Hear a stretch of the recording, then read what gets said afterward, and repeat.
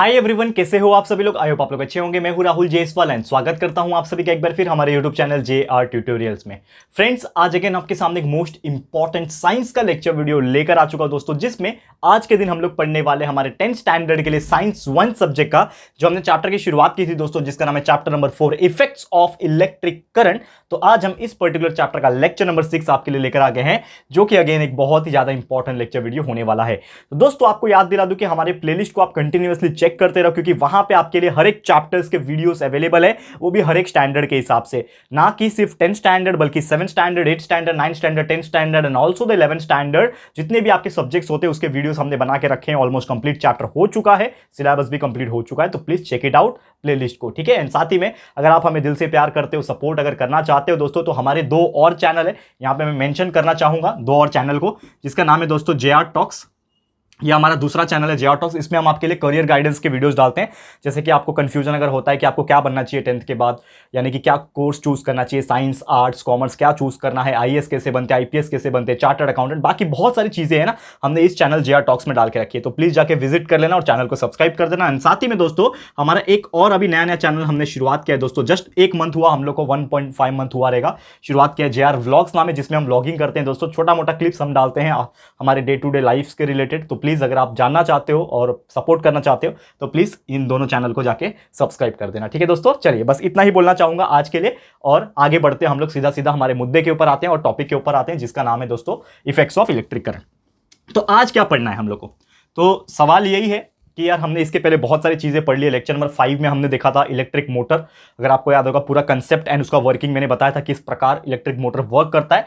आज ऐसे ही 2 से 3 टॉपिक हम लोग को डिस्कस करना है, बहुत ही इंटरेस्टेड एंड बहुत ही सिंपल टॉपिक है। तो पहला जो टॉपिक है वो है इलेक्ट्रोमैग्नेटिक इंडक्शन, ठीक है ना। अब इसका मतलब होता क्या है, इलेक्ट्रोमैग्नेटिक इंडक्शन, ठीक है, हेडिंग डाल दिया मैंने। अब ये इलेक्ट्रोमैग्नेटिक इंडक्शन की अगर मैं बात करूं, देखो बहुत साधारण सा टॉपिक है। जैसे कि आप जानते हैं हमेशा कि हम लोग जब इलेक्ट्रिक कंडक्टर को, या फिर कोई भी एक कंडक्टर हो, बेसिकली अगर बात किया जाए कंडक्टर मतलब क्या होता है, जिसमें से इलेक्ट्रिसिटी पास हो सकता है, ठीक है। तो हम लोग क्या करेंगे, कभी भी इलेक्ट्रिक कंडक्टर को हम लोग कोई भी मैग्नेटिक फील्ड के पास जब लेके आते हैं, मैग्नेटिक फील्ड के आसपास जब लेके आएंगे, तो क्या होता है, उसमें एक पर्टिकुलर चीज होता है, यानी कि उसका जो करंट फ्लोइंग का जो डायरेक्शन रहता है ना कंडक्टर का, वो हमेशा क्या होता है, perpendicular to the magnetic field. यानी कि जब भी आप कोई कंडक्टर को, यानी इलेक्ट्रिक कंडक्टर को मैग्नेटिक फील्ड में लेकर आ रहे हो, तो उसमें जो करंट फ्लो हो रहा है किसके अंदर, कंडक्टर के अंदर। जो आप कंडक्टर को एक मैग्नेटिक फील्ड में लेकर आए, तो जो भी कंडक्टर रहेगा, समझ लो ये कंडक्टर है, तो जो भी कंडक्टर रहेगा उसका जो डायरेक्शन ऑफ करंट जो रहेगा वो हमेशा क्या रहेगा, परपेंडिकुलर रहेगा मैग्नेटिक फील्ड से। यानी कि समझ लो परपेंडिकुलर ऐसा होता है, तो अगर बाई चांस कंडक्टर का जो इलेक्ट्रिक फ्लो का डायरेक्शन है वो इस तरफ था, ऊपर की तरफ था, तो इसके 90 डिग्री यानी परपेंडिकुलर क्या रहेगा, मैग्नेटिक लाइंस ऑफ फोर्स रहेगा, यानी मैग्नेटिक फील्ड रहेगा। तो दोनों के दोनों क्या होते हैं, एक दूसरे को परपेंडिकुलर होते हैं। ये फिलहाल में आपको याद रखना है। क्या बोला मैंने, दोबारा से बोलूंगा कि जब भी कोई इलेक्ट्रिकल कंडक्टर एक मैग्नेटिक फील्ड के आसपास होता है, मैग्नेटिक फील्ड के आसपास होता है, तो जो उस कंडक्टर पे इलेक्ट्रिसिटी जनरेट हो रही होती है या फिर इलेक्ट्रिक करंट जो लग रही होती है, उसका डायरेक्शन और मैग्नेटिक फील्ड का डायरेक्शन, ये दोनों क्या होते हैं, एक दूसरे को परपेंडिकुलर होते हैं। ये आपको याद रखना है। क्लियर है ये चीज, इतना चीज आपको याद रहेगा, बहुत ही सिंपल सा फंडा था इसको याद रखने का, ठीक है। एंड दोबारा अगर मैं बात करूं इसमें, तो मैग्नेटिक फील्ड से तो वो परपेंडिकुलर होता है, लेकिन यहां पे क्या होता है, इसमें एक फोर्स भी एग्जर्ट होता है, ठीक है ना। हमेशा याद रखना कि कंडक्टर में इलेक्ट्रिक करंट फ्लो तो हो रहा है, लेकिन उसमें क्या होगा, एक फोर्स भी जनरेट होगा कंडक्टर में, एंड इसी के वजह से क्या हो जाएगा, जो कंडक्टर होगा वो मूव करने लगेगा। क्योंकि यार इलेक्ट्रिक मोटर का अगर आपने कंसेप्ट पढ़ा होगा, तो हमने बताया था किस प्रकार कि जब भी वो लूप जो था, इलेक्ट्रिकल कंडक्टर जो था, वो जब भी क्या हो रहा था, मैग्नेटिक फील्ड के कॉन्टैक्ट इसमें आ रहा था, कॉन्टैक्ट में आ रहा था, तो उसके वजह से हो क्या रहा था, वहां पे जो AB का जो लूप था वो डाउनवर्ड की तरफ नीचे झुक रहा था, मूव कर रहा था, एंड जो CD का जो लूप था वो अपवर्ड की तरफ था, जिसके वजह से पूरा का पूरा जो लूप था वो एंटी क्लॉकवाइज में घूम रहा था, जिसके वजह से एक्सल बुश के थ्रू कनेक्टेड था, जिसके वजह से एक्सल भी आपका घूम रहा था। और ये पूरा कंसेप्ट हमने लेक्चर नंबर 5 में एक्सप्लेन किया है, आप इलेक्ट्रिक मोटर के लेक्चर्स में जाके देख लो, इसके पहले वाले लेक्चर में आपको समझ में आ जाएगा। सेम उसी प्रकार यहां पे भी वही चीज बोला है कि जब भी कोई कंडक्टर के आसपास इलेक्ट्रिसिटी पास ऑन हो रही है, तो उसमें से क्या हो रहा है, फोर्स एक एक्सर्ट होता है, एंड जैसे ही वो फोर्स एक्सर्ट हो रहा है, जिसके वजह से वो कंडक्टर क्या करने लगेगा, मूव करने लगेगा, ठीक है ना। तो यही चीज आपको ध्यान रखना है। लेकिन अगर हम क्या करेंगे, इलेक्ट्रिकल कंडक्टर को, ठीक है ना, मैग्नेटिक फील्ड में डालेंगे, या फिर मैग्नेटिक फील्ड स्टेशनरी कंडक्टर के फील्ड डालेंगे, तो वो क्या हो जाता है, चेंज होने लगता है। तो यानी कि एक कॉमन सा कंसेप्ट है जो हम लोग आगे एक लेक्चर और आएगा हमारा, इसके बाद एक और लेक्चर आएगा, लेक्चर नंबर 7। उसमें हम लोग डिस्कस करेंगे कि जो मैं अभी चीज बोला आपको कि जब भी कोई कंडक्टर एक मैग्नेटिक फील्ड के आसपास आता है या फिर कोई एक मैग्नेटिक फील्ड एक कंडक्टर के आसपास आता है तो दोनों में क्या ऐसा चेंजेस होता है। तो ये एक कंसेप्ट है इलेक्ट्रिकल जनरेटर का, जो कि हम लोग लेक्चर नंबर 7 में देखने वाले हैं। इसके लिए मैं आज उसको डिस्कस नहीं करूंगा क्योंकि लेक्चर नंबर 7 आपको आ जाएगा, इसके बाद तुरंत आ जाएगा, तो कोई टेंशन वाली बात नहीं है। तो इलेक्ट्रिक जनरेटर का कंसेप्ट पूरा आपको नेक्स्ट लेक्चर में मिल जाएगा, लेकिन आज हम लोग इलेक्ट्रोमैग्नेटिक इंडक्शन को समझ रहे हैं। तो ये जो कंसेप्ट होता है इसी को हम लोग क्या बोलते हैं दोस्तों, इलेक्ट्रोमैग्नेटिक इंडक्शन बोला जाता है। एंड इसी के रिलेटेड एक और टॉपिक हमें जो पढ़ना है आज, जो कि इलेक्ट्रोमैग्नेटिक इंडक्शन को डिस्क्राइब करता है, जो कि है दोस्तों फैराडे लॉ। क्योंकि यार फैराडे ही जो साइंटिस्ट थे, उन्होंने ही ये इंडक्शन, मैग्नेटिज्म इंडक्शन का जो प्रॉपर्टी है इसको डेवलप किया था। तो हमारा हेडिंग है इसी के अंदर, that is Faraday's laws of induction. ठीक है ना, हम लोग पढ़ेंगे इसको, that is Faraday laws of induction. ठीक है, अब इसको समझने की कोशिश करते हैं, फैराडेज ऑफ इंडक्शन। ठीक है, इसको रफ कर लेता हूं, उम्मीद करता हूं कि ये चीज आपको बहुत ही इजीली समझ में आ गया होगा। अभी जो फैराडे लॉ ऑफ इंडक्शन है ये एग्जैक्टली क्या है, तो अगर हम बात करें कि जब भी हम लोग करंट को स्विच ऑन करते हैं या फिर स्विच ऑफ करते हैं सोलेनॉइड कॉइल के अंदर। अब सोलेनॉइड क्या होता है ये आपको याद होगा कि हमने इसके पहले के लेक्चर्स में डिस्कस किया था। ठीक है ना, इस प्रकार से अगर कोई भी वायर्स जो है वाइंडिंग किया होता है जिसको हम लोग सोलेनॉइड बोलते हैं। ठीक है ना, आपने देखा होगा बहुत सारे डायग्राम हमने इस प्रकार बताए थे लेक्चर नंबर 5 में, तो प्लीज चेकआउट कर लेना लेक्चर नंबर 5। अगर जिन्होंने नहीं देखा है तो शायद उनको नहीं समझ में आएगा, लेकिन जिन्होंने देखा है लेक्चर नंबर 5 उनको आज का वीडियो बहुत ईजिली समझ में आएगा, क्योंकि थोड़ा सा टॉपिक क्रिटिकल है, मतलब आपको थोड़ा सा कंसेप्चुअल नॉलेज के हिसाब से दिमाग लगाना पड़ता है, बाकी कुछ नहीं है, बहुत ईजी टॉपिक है। तो मैं वही चीज बोल रहा हूं कि हम लोग जब करंट को क्या करते हैं, स्विच ऑन करते हैं या फिर ऑफ करते हैं कोई भी एक सोलेनॉइड कॉइल के अंदर, तो जो करंट होता है ना उसके अंदर इंड्यूस हो जाता है। मतलब किसके अंदर, ये जो कॉइल्स होते हैं ना सोलेनॉइड कॉइल, उसके अंदर करंट जो है इंड्यूस हो जाता है। यही जो इंडक्शन होता है दोस्तों, इसी को ऑब्जर्व किया जाता है जो सोलेनॉइड कॉइल होता है ना उसके करंट के हिसाब से। ठीक है ना, और यही सोलेनॉइड कॉइल के अंदर जो करंट होता है या तो वो इंक्रीज होता है या तो वो डिक्रीज होता है, ये भी आपको ध्यान में रखना है। और जो भी करंट इंड्यूस होता है ना कॉइल के अंदर, जब वो आउटसाइड मूव होता है या फिर सोलेनॉइड के फ्रंट में जब आता है, यानी कि समझ लो कि सोलेनॉइड है तो उसके बाहर की तरफ गया या फिर उसके सामने आ गया, दोनों के दोनों ही तरफ हम लोग क्या बोल सकते हैं कि जो सोलेनॉइड कॉइल का जो करंट है वो ये क्या हो सकता है, इंक्रीज भी हो सकता है या फिर डिक्रीज भी हो सकता है। और ये एक्सपेरिमेंट से हमें ये पता चलता है कि कितने भी नंबर ऑफ यहां पे magnetic lines of force pass होने दो किसके अंदर से, कॉइल के अंदर से, तो वो क्या हो जाएगा, करंट जो है उसके अंदर चेंज हो जाएगा। एंड वो करंट इसके अंदर यानी सोलेनॉइड के अंदर क्या हो जाएगा, इंड्यूस हो जाएगा, कॉइल के अंदर इंड्यूस हो जाएगा। और इसी को क्या बोला जाता है, फैराडेज लॉज ऑफ इंडक्शन कहा जाता है। और यही जो करंट प्रोड्यूस हो रहा है कॉइल के अंदर, इसी को क्या कहते हैं, ये जो करंट इसके अंदर जो प्रोड्यूस होता है because of the Faraday's law of induction, इसको ही कहा जाता है इंड्यूस्ड करंट। क्या कहते हैं दोस्तों, इंड्यूस्ड करंट बोलते हैं। याद रहेगा, बहुत ही साधारण सा टॉपिक, बहुत ही सिंपल टॉपिक, एग्जाम में कम चांस होता है पूछने का, लेकिन आप तो भी प्रिपेयर करके रख सकते हो। ठीक है, अब चलते हैं हमारे अगले टॉपिक की तरफ। ये हो गया हमारा इलेक्ट्रोमैग्नेटिक इंडक्शन या फिर फैराडेज लॉज ऑफ इंडक्शन, ये हमने डिस्कस कर लिया और उम्मीद करता हूं कि आपको ये चीज क्लियर हो गया होगा। अब नेक्स्ट अगर मैं बात करूं,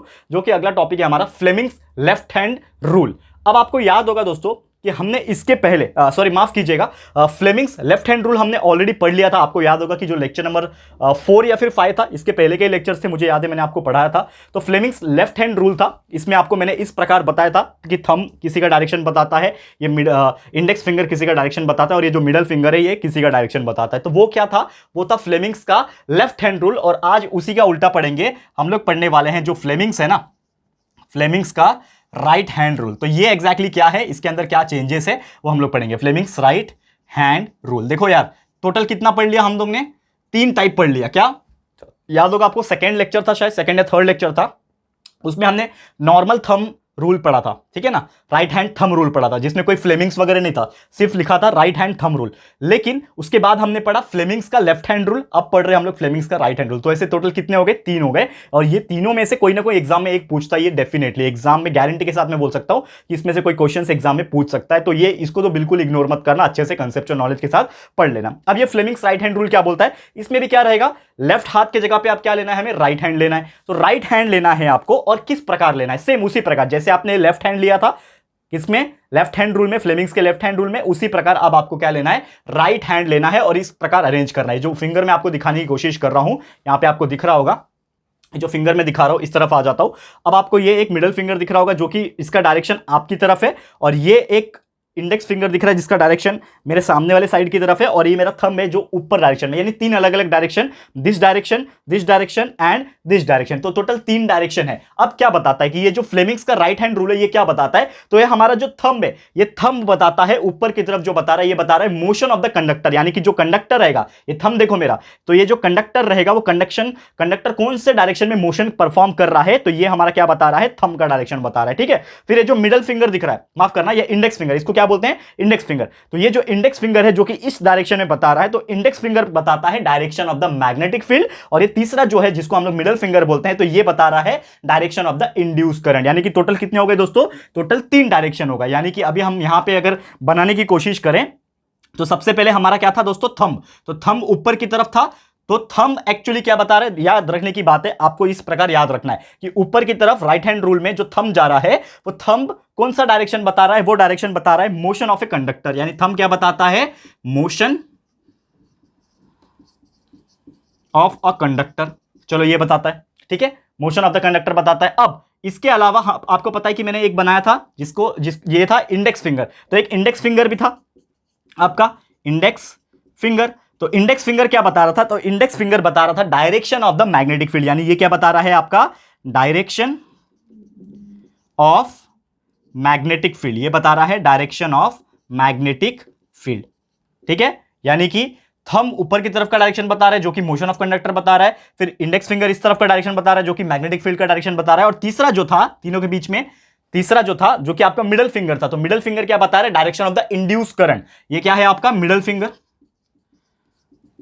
समझ में आ रहा है, ये था आपका मिडल फिंगर जो कि आपको बता रहा है डायरेक्शन ऑफ इंड्यूस्ड करंट, क्योंकि अभी अभी आपने क्या पढ़ा दोस्तों, फैराडेस लॉ ऑफ इंडक्शन, और उसमें जो करंट प्रोड्यूस होता है उसको क्या बोलते हैं दोस्तों, इंड्यूस्ड करंट बोलते हैं, तो यानी कि यहां पे भी क्या रहेगा, इंड्यूस करंट रहेगा, क्या रहेगा, इंड्यूस करंट, तो ये मिडल फिंगर आपका क्या बताता है, direction of the induce current. तो ऐसे आपको तीन चीज याद रखना है, ये उंगली का पैटर्न याद रखना, हमेशा उंगली का पैटर्न, थंब आपका बता रहा है motion of the conductor, index finger बता रहा है direction of the magnetic field, and middle finger जो बता रहा है वो बता रहा है आपका direction of the induce current. ये इतना याद रख लोगे, और यही डेफिनेशन के हिसाब से आपको लिख देना है राइट हैंड रूल, जब भी आपको एग्जाम में पूछेगा कौन सा वाला, फ्लेमिंग्स का राइट हैंड रूल, ये आपको याद रखना है। क्लियर है दोस्तों, तो उम्मीद करता हूं कि आपको यह चीज भी समझ में आ गया होगा।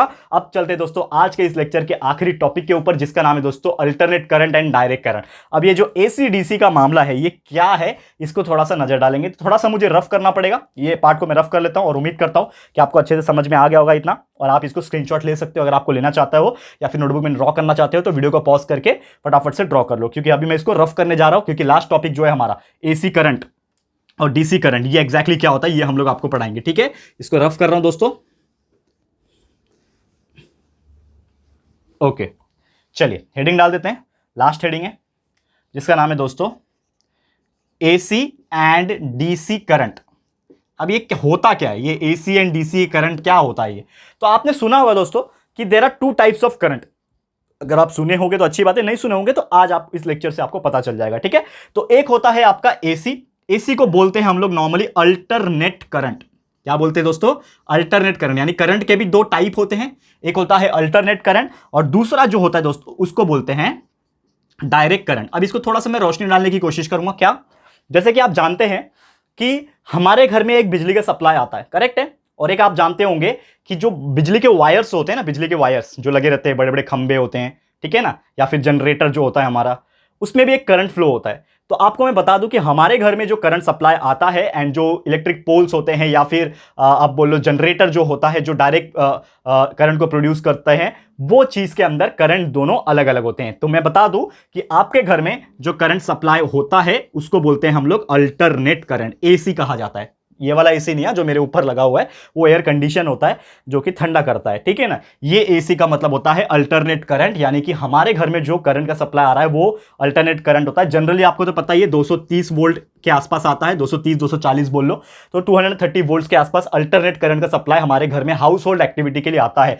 एंड दूसरा होता है जो डायरेक्ट करंट होता है, जो कि जनरली ट्रांसफॉर्मर तक पहुंचता है, या फिर जो जनरेटर्स वगैरह होते हैं जो बिजली को प्रोड्यूस करते हैं, वो इस डायरेक्ट करंट के फॉर्म में प्रोड्यूस करते हैं। एंड ये डायरेक्ट करंट जो होता है इसको फिर कन्वर्ट किया जाता है एसी में, ताकि इसको घर में सप्लाई किया जा सके। ठीक है, ये चीज ध्यान में रहेगा। एकदम सिंपल है दोस्तों। तो उम्मीद करता हूं कि आपको ये चीज समझ में आ गया होगा, that is direct current and AC current क्या होता है। ठीक है, तो basically definition point of view अगर हम बात करें कि डायरेक्ट करंट मतलब क्या होता है कि अगर कोई भी करंट एक ही डायरेक्शन में फ्लो होता है, यानी कि एक ही डायरेक्शन में सीधा सीधा फ्लो हो रहा है, तो उसको हम लोग बोलते हैं डायरेक्ट करंट। यानी कि अगर एक करंट है, तो आपको पता है कि करंट एक डायरेक्शन में फ्लो होता है, तो अगर करंट फ्लो हो रहा है इन वन डायरेक्शन एंड उसमें भी कोई भी ऑक्सीलेशन या फिर फ्लक्चुएशंस नहीं हो रहे हैं, डायरेक्ट सीधा सीधा वो करंट जो है वो फ्लो हो रहा है, तो ऐसे टाइप के करंट को हम लोग डायरेक्ट करंट बोलते हैं। लेकिन यार एक दूसरा जो टाइप का करंट होता है जिसको एसी करंट, अल्टरनेट करंट बोलते हैं। अब नाम में ही अल्टरनेट है, तो अल्टरनेट मतलब कभी ऊपर तो कभी नीचे, कभी ऊपर तो कभी नीचे, यानी कि ये जो टाइप का करंट होता है वो लगभग इस प्रकार दिखता है, यानी अल्टरनेट जा रहा है। ठीक है ना, कभी ऊपर की तरफ क्रेस्ट ट्रफ, क्रेस्ट ट्रफ, यानी आपको पता है ना वेव्स में क्रेस्ट और ट्रफ होता है, ऊपर वाले पार्ट को क्रेस्ट बोलते हैं, नीचे वाले को ट्रफ बोलते हैं, तो क्रेस्ट ऑफ ऑक्सीलेशन जैसे होते हैं। तो अगर याद रखना आपको कि करंट अगर सीधा सीधा पास हो रहा है without any oscillation is known as the direct current, and if there is oscillations, there is some like disturbance और fluctuations in that current is known as the alternate current. ये आपको ध्यान में रखना है। क्लियर है? तो उम्मीद करता हूं कि यार ये चीज भी आपको समझ में आ गया होगा। डायरेक्ट करंट जो होता है हमेशा एक ही डायरेक्शन में फ्लो होता है, ये भी आपको रखना है। ठीक है, डीसी जो होता है दोस्तों वो हमेशा एक ही डायरेक्शन में, वन डायरेक्शन में सीधा सीधा फ्लो होता है। लेकिन जो अल्टरनेट करंट जो होता है दोस्तों, ये एक अल्टरनेट साइकिल में फ्लो होता है, अल्टरनेट तरीके से फ्लो होता है, पीरियोडिक मैनर में फ्लो होता है, और कभी वो फॉरवर्ड डायरेक्शन में भी जा सकता है और कभी वो रिवर्स डायरेक्शन में भी आ सकता है। तो ये एक चेंजेस है अल्टरनेट करंट और डायरेक्ट करंट में, आपको याद रखना है। और बेसिकली क्वेश्चंस मैंने देखा है कि ज्यादातर क्वेश्चन डिफरेंस बिटवीन पूछता है, डिस्टिंग्विश बिटवीन, एक साइड में आप एसी का कॉलम बना दो, दूसरे साइड में डीसी का कॉलम बना दो, और दोनों के बीच में क्या फर्क है वो आपको बता दो। 3-4 पॉइंट लिख दोगे, 2 मार्क्स मिल जाएगा। बहुत ईजी होता है, एग्जाम में अगर पूछेगा तो ये बता सकते हो।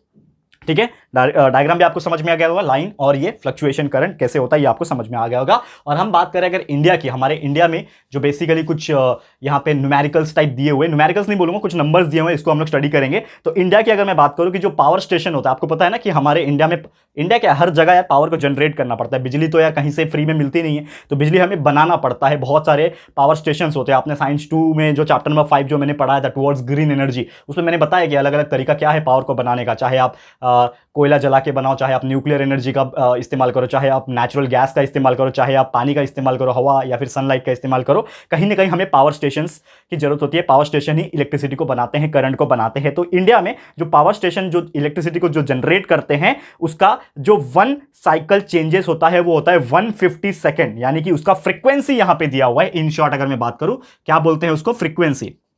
ये चीज आपको ध्यान में रखना है, क्या बोलते हैं? फ्रीक्वेंसी जो होता है किस चीज का? एसी करंट का। ठीक है, frequency of AC current, AC current का, अल्टरनेट करंट का जो फ्रीक्वेंसी होता है वो लगभग कितना होता है दोस्तों? 50 हर्ट्ज होता है। ये आपको याद रखना है, ये फिल इन द ब्लैंक्स वगैरह में पूछ सकता है कि the frequency of the alternate current is dash, तो 50 हर्ट्ज इसका ये होता है। और इसका मतलब क्या होता है? 50 हर्ट्ज का मतलब, फ्रीक्वेंसी का मतलब क्या होता है? 50 साइकिल्स पर सेकेंड, यानी हर सेकेंड के अंदर ये एक कंप्लीट, एक कितना, सॉरी 50 साइकिल पर सेकेंड बोल रहा हूं, यानी एक सेकेंड के अंदर ऐसे 50 बन जाएंगे, समझ लो, एक सेकेंड के अंदर ऐसे 50 बन जाएंगे। ये एक इतना हुआ, एक इतना हुआ, एक वैसे ऐसे 50 बन जाएंगे, तो उसको फ्रीक्वेंसी बोलते हैं। ठीक है, तो 1 सेकेंड में 50 साइकिल्स, यानी 50 साइकिल्स पर सेकेंड, और इसीलिए इसका फ्रीक्वेंसी अल्टरनेट करंट का वो है 50 हर्ट्ज। ये आपको ध्यान में रखना है। क्लियर है? तो उम्मीद करता हूं आपको ये चीज समझ में आ गया होगा। और जो इलेक्ट्रिक पावर होता है जनरली, इसमें जो लॉन्ग डिस्टेंस पे हम ट्रांसमिट करते हैं ना, with the help of that transmission towers and transmission जो वायर्स होते हैं, आपको ट्रेन से जाते हो दिखते हैं, ऐसे लंबे लंबे खंबे होते हैं, उसमें वायर्स लंबे लंबे दूर तक जाते हैं। तो ये हम लोग क्या करते हैं, जो बिजली प्रोड्यूस होती है पावर स्टेशन में, उसको हम लोग दूर दूर तक क्या करते हैं? सप्लाई करते हैं। तो ये चीज आपको ध्यान में रखना है। और ये जो सप्लाई किया जाता है जनरली, ये क्या किया जाता है आपको? जनरली अल्टरनेट करंट के फॉर्म्स में सप्लाई किया जाता है दूर दूर तक। ठीक है, और बाकी की जो चीजें हैं, ये सब चीजें आप आगे आगे जितने भी हम चैप्टर्स पढ़ेंगे, आप हायर स्टैंडर्ड में जाओगे, क्योंकि आप अभी बेसिक पढ़ रहे हो, अभी 10th में हो, यानी कि बेसिक पढ़ रहे हो। तो ये सब चीज जैसे जैसे और थोड़ा सा हायर स्टैंडर्ड में जाओगे, 11th में जाओगे, 12th में जाओगे, साइंस अगर पढ़ते हो, फिजिक्स अगर पढ़ते हो, केमिस्ट्री अगर पढ़ते हो, तो ये सब चीजें आपको ये सब इसमें देखने मिलेगी। ठीक है दोस्तों, तो उम्मीद करता हूं कि आपको ये पूरा चीज क्लियर हो गया होगा। तो बस दोस्तों, आज का लेक्चर यहीं पे मैं समाप्त करता हूं, क्योंकि सिर्फ और सिर्फ एक ही टॉपिक बच गया है इस चैप्टर के अंदर, जिसका नाम है इलेक्ट्रिक जनरेटर। और जैसा मैंने स्टार्ट में, शुरुआत में ही आपको बोल दिया था कि इलेक्ट्रिक जनरेटर जो कि सेम इलेक्ट्रोमैग्नेटिक इंडक्शन और फैराडेस लॉ ऑफ इंडक्शन के प्रिंसिपल के ऊपर वर्क करता है, इसके लिए मैं उसको एक सेपरेट लेक्चर में अलग से सिर्फ एक टॉपिक एक्सप्लेन करने के लिए लेकर आऊंगा, लेक्चर नंबर 7, जिसमें हम लोग सिर्फ और सिर्फ पढ़ेंगे इलेक्ट्रिक जनरेटर क्या होता है, कैसे बिजली बनाता है, उसके अंदर क्या क्या चीजें होती है और वर्किंग क्या है, ये सब चीज हम लोग एक्सप्लेन करेंगे अगले लेक्चर में। तो फटाफट से रेडी हो जाइएगा। और आज का लेक्चर यहीं समाप्त होता है। आपको प्लीज हमें कमेंट करके बताना है कि हमारा ये आज का वीडियो आपको कैसा लगा है दोस्तों। अपनी राय और सजेशन जरूर से देना। वीडियो अगर पसंद आया है, अच्छा लगा, यूजफुल लगा है फ्रेंड्स, तो प्लीज वीडियो को लाइक कीजिएगा, शेयर जरूर से कर देना, अपने सारे फ्रेंड्स एंड रिलेटिव्स को फटाफट से शेयर कर दो दोस्तों। एंड अगर आपने अभी तक इस चैनल को सब्सक्राइब नहीं किया तो फटाफट से हमारे चैनल को सब्सक्राइब कर देना, साथ में एक बेल आइकन होता है उसको प्रेस कर देना, ताकि फ्यूचर में हम कोई भी वीडियोस को अपलोड करेंगे तो आप लोग को नोटिफिकेशन मिलती रहेगी। ठीक है फ्रेंड्स, तो मिलते हैं हमारे अगले वीडियो में। ये वीडियो देखने के लिए thank you and good bye.